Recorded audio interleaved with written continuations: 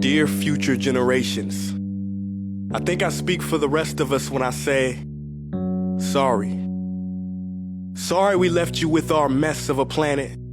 Sorry that we were too caught up in our own doings to do something. Sorry we listened to people who made excuses to do nothing. I hope you forgive us. We just didn't realize how special the earth was. Like a marriage gone wrong, we didn't know what we had until it was gone. For example, I'm guessing you probably know it as the Amazon desert, right? Well, believe it or not, it was once called the Amazon rainforest, and there were billions of trees there, all of them gorgeous. And oh, you don't know much about trees, do you? Well, let me tell you, trees are amazing. I mean, we literally breathe the air they are creating. They clean up our pollution, our carbon. They store and purify water, give us medicine that cures our diseases, food that feeds us, which is why I'm so sorry to tell you that we burn them down. Cut them down with brutal machines, horrific, at a rate of 40 football fields every minute. That's 50% of all the trees in the world gone in the last 100 years. Why? For this. And that wouldn't make me so sad if it weren't so many pictures of leaves on it. You know, when I was a child, I read how the Native Americans had such consideration for the planet that they felt responsible for how they left the land for the next 7 generations. Which brings me great sorrow, because most of us today don't even care about tomorrow. So I'm sorry. I'm sorry that we put profit above people, greed above need, the rule of gold above the golden rule. I'm sorry we use nature as a credit card with no spending limit, overdrafting animals to extinction, stealing your chance to ever see their uniqueness or become friends with them. Sorry we poison the ocean so much that you can't even swim in them.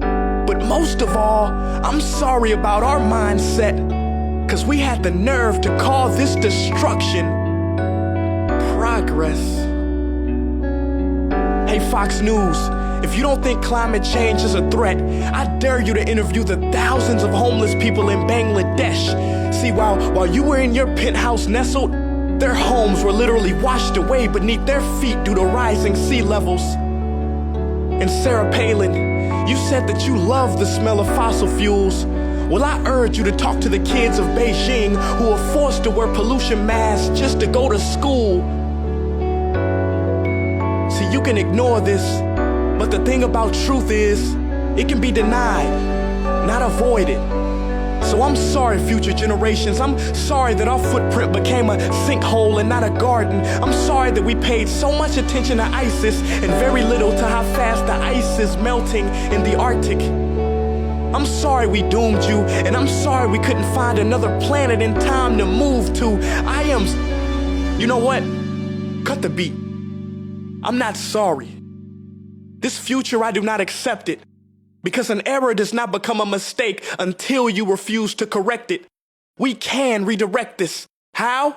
Let me suggest that if a farmer sees a tree that is unhealthy, they don't look at the branches to diagnose it, they look at the root.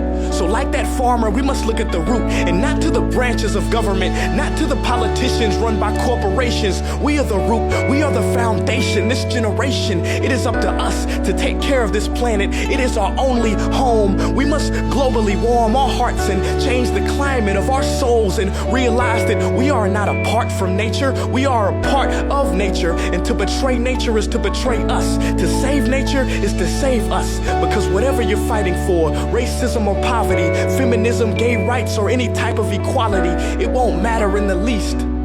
Because if we don't all work together to save the environment, we will be equally extinct. Sorry.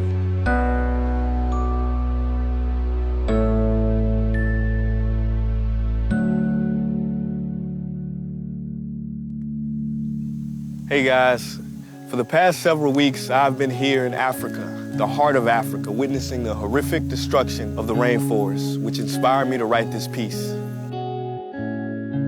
Why are forests being destroyed at such an enormous rate? For this. Today we live in a world where destroying trees makes you money. So what can we, normal people, do about it? One way to directly fight the destruction is to stand for trees. By standing for trees, not only can you save the lives of trees, help forest communities, and protect the rights of animals to live in their homes, but you will also balance the amount of pollution that you yourself give off with your everyday activities, making you a part of the solution and not the problem. This is the option that I chose. But whatever way that you choose to stand for trees, do it. Because a wise man once said, when the rivers are all dried up and the trees cut down, man will then realize that he will not be able to eat money.